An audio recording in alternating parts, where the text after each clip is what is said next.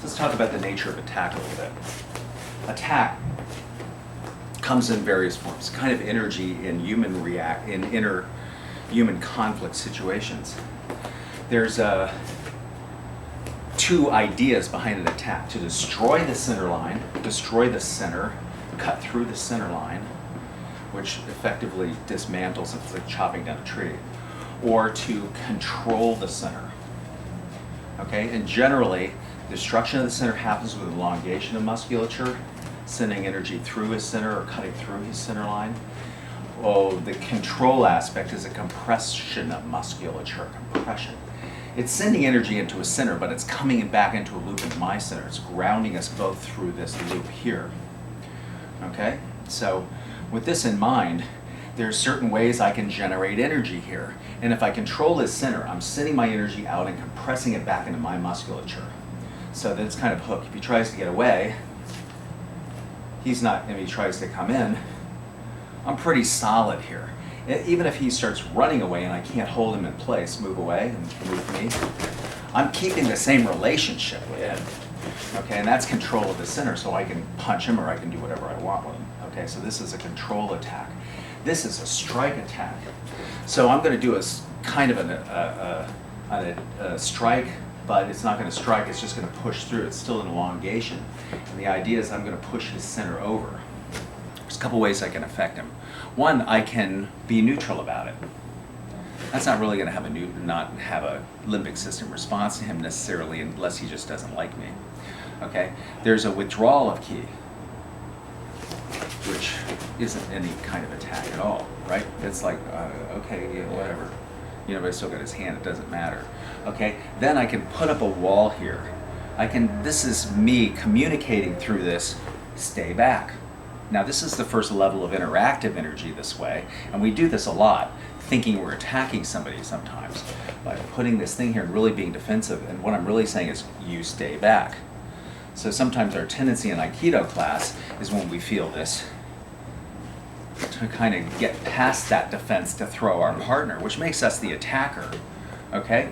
So it's very important when I'm uke, not to give this wall energy or shield energy, this energy that's meant to keep someone back away from me, because that's not really an attack.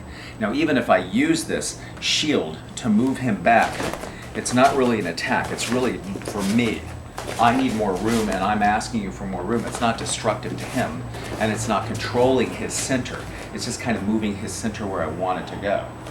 But if I really want to attack him, I give what I call spear energy, which is energy that exits me and actually goes into his system. Now see how we move back? I'm not pushing him back. I'm just sending an energetic charge right through his system like you'd throw a ball. The ball takes the energy and goes with it. This, I'm sending this energy here and it's flowing into his system. That's a kind of energy that makes Aikido happen. The more committed I am to my attack, the sharper the focus of the intention, and the more committed, the more connective that is, with less in my guardedness, okay? You figure this, you've seen things where people, get like this.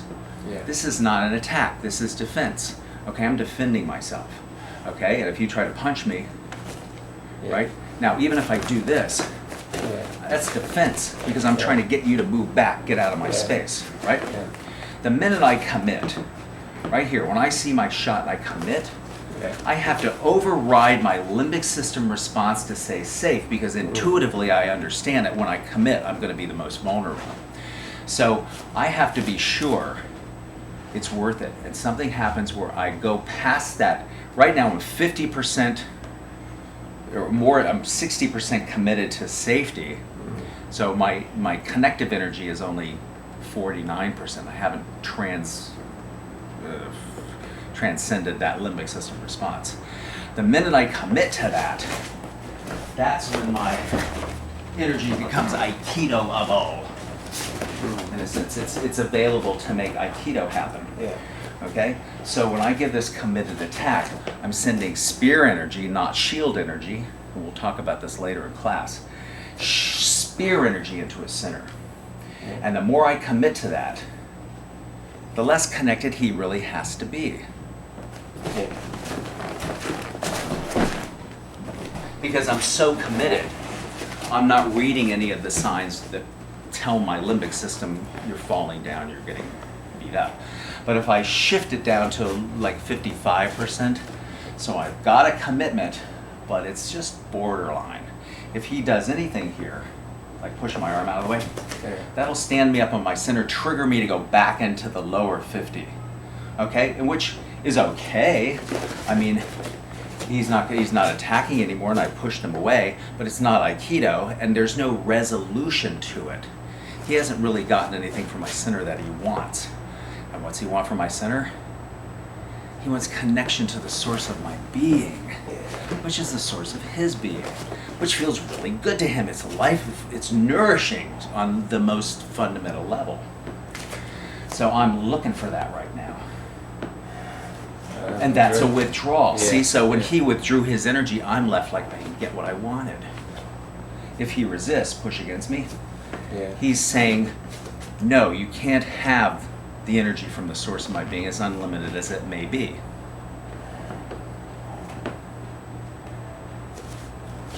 However, when he opens himself up through beneficent intention for this flow to happen, that's not it. I will know because I won't be able to resist this. Because my system won't be able to resist it. Right? Yeah. So can you tell me what's going on with you now? Yeah, I'm getting stuck around this rather than just extending into Right, but that's what's happening on the physical plane. Yeah. What's happening on the emotional core level? just not getting, including you. Right. So we want to find a beneficent intention. Yeah. And what is that? Because right now you just seem to be coming in to throw me. Yeah. So pick something. Let's make some analogy up. What do you want to do? Give me a bowl of soup. Yeah. Give me a cup of water. Lay around my neck. What is it? Get my head out of this. Okay, yeah. 'Cause that is, I can feel that. Right. Yeah. Now, just that's it's shield energy. Holding that shield up gets tiring. Yeah. And trying to use the shield, it's tiring. Yeah. Okay, spear energy is not as tiring. A shield's big and heavy. A spear is kind of sharpened. Yeah. So even in what the kind of Aikido I was trained to do early on in my career in Aikido was spear energy. So what I'm doing is I feel his spear energy come to my center and I answer it with spear energy that runs right along parallel with his track. That's harmonizing. Okay, then I send it and he goes. And this is typical good Aikido. There's nothing wrong with this. This is Aikido, the way I understand it, is connection to the center, turning off the line and bringing it in. Okay?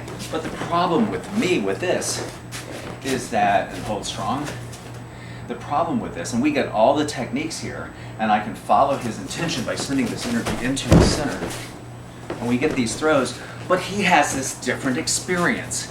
He has an experience of being overwhelmed and thrown through this energy. And yes, that's exactly what's happening. I'm using his energy against him. This is the classic definition to laymen on what Aikido is. Isn't that where you use their energy against you? And in a sense, yes, I'm using your energy against you. Yeah. Okay? Yeah. So I don't want to do that anymore because he gets up off the ground going, I didn't like that. In Aikido class, we do like it because we like it. We're training to do it and we enjoy it. Your real life attacker is going to feel belittled and beaten and lost and not given anything. So what I want to do is I want to shift the emphasis not in the spear energy, but the way the energy expands out of me in a beneficent form. And then all of a sudden I start moving in Aikido-like ways, but he gets a different experience. Cut.